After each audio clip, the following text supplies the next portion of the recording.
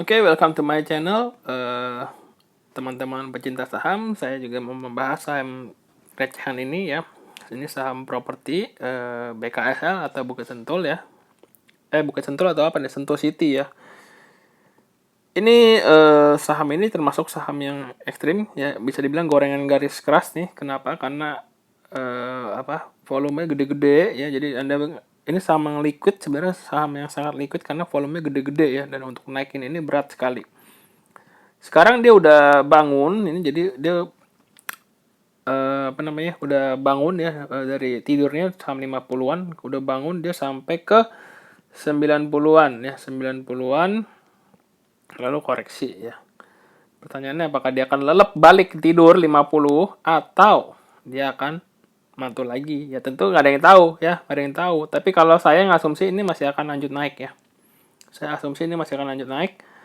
Dengan pertimbangan ya ini volume ini kan, ada yang beli banyak, ada yang beli banyak, ada yang beli banyak lagi ya, dan ini pasti barangnya belum habis untuk dijual.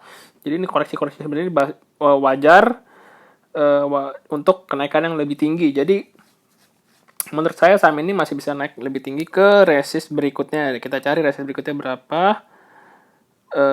Ini berapa nih? Di sini 93 kemarin nggak tembus ya, di sini 93 ya kemarin nggak tembus. Jadi kalau resist ini kadang buat patokan ya guys. Ini misal di sini nggak kena, turun lagi. Biasanya nanti kalau naik ya lebih tinggi ke sini lah. 113-an, 110 ya, kalau naik lagi 140. Jangan lupa ini dulu pernah tinggi di 200-an ya, saya ingat saya ya.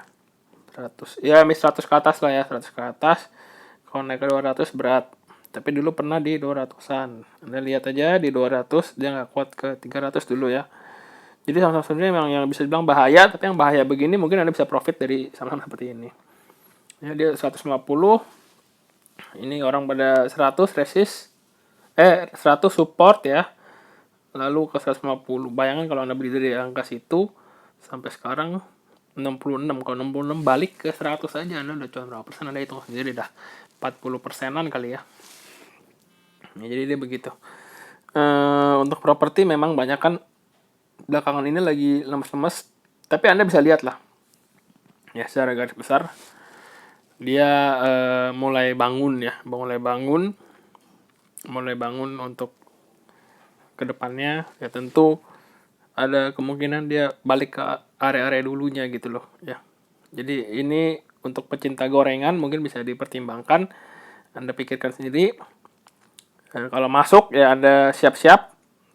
Memang kalau jiwanya invest ya mungkin ya aman-aman aja ya. Tapi kalau Anda trading ya Anda siap-siap sendiri. Tentukan sendiri support di bawahnya berapa ya, kalau Anda takut ke kunci. Siapa tahu dia turun lagi ke 50 kan, kita nggak ini juga, nggak ada yang bisa tahu ya. Jadi tentukan sendiri. Kalau di bawah 55 mungkin ya, di bawah 55 ya mungkin Anda siap-siap bubar gitu loh kalau emang Anda trading.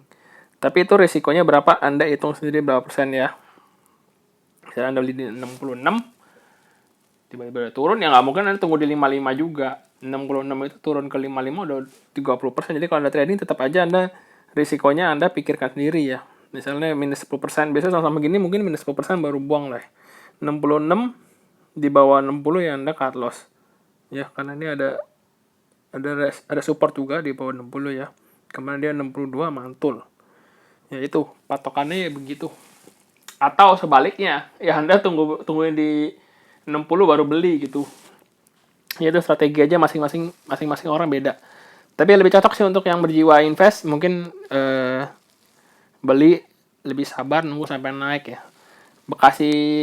Bukit Sentul sebenarnya ya fundamentalnya kurang jelas juga, tapi memang yang saya tahu dia land banknya cukup banyak ya. Jadi ya masih dibilang jelek-jelek sekali enggak juga lah. Cuman emang ini gorengan kelas berat ya. Jadi emang volume besar-besar ya. Oke, keputusan membeli atau menjual tetap di tangan Anda ya. Saya hanya memberikan pendapat saya saja. Kalau menurut saya ini masih bisa lanjut ke 100 sampai 120. Lalu kalau dia nanti kuat di sana bertahan, akan ada kelanjutan di resist dahulunya di 140 sampai 160 ya. Apakah dia akan ke 200 dalam waktu 2 tahun ke depan? Nah, kita lihat. Ingat ya yang saya bilang itu 2 tahun ke depan. Jadi ibaratnya Anda kalau mau cuan gedean ya jangka panjangnya juga naikin dikit gitu. Dan itu pun kalau dia ke 200 dari 60 itu berapa persen? 200%, berarti Anda nggak bakal dapat dengan nabung deposito 2 tahun segitu gitu. Dagang pun Anda belum dapat tuh. Jadi hanya dengan investasi mungkin bisa dapat gitu ya. Apalagi kalau Anda investasi di harga-harga bawah, mungkin kan nggak terlalu takut juga gitu ya. Cuman resikonya dia sahamnya lep atau dia listing gitu kan.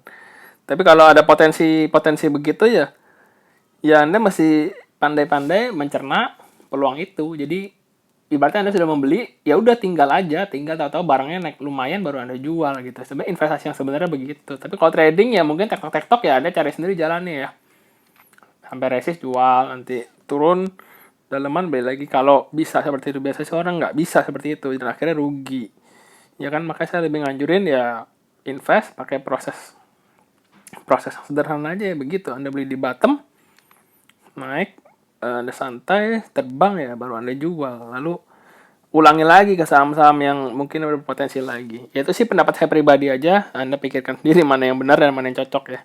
Karena dari pengalaman biasanya ya orang ujung-ujungnya rugi karena trading mereka itu nggak nyadar mereka nggak bisa trading. Ikut-ikutan orang yang ya kelihatannya pro atau apa, akhirnya ikut-ikutan, nggak menghindari nyangkut, akhirnya malah cut loss mulu ya. Tujuan cut loss adalah menghindari kerugian ya, menghindari kerugian besar.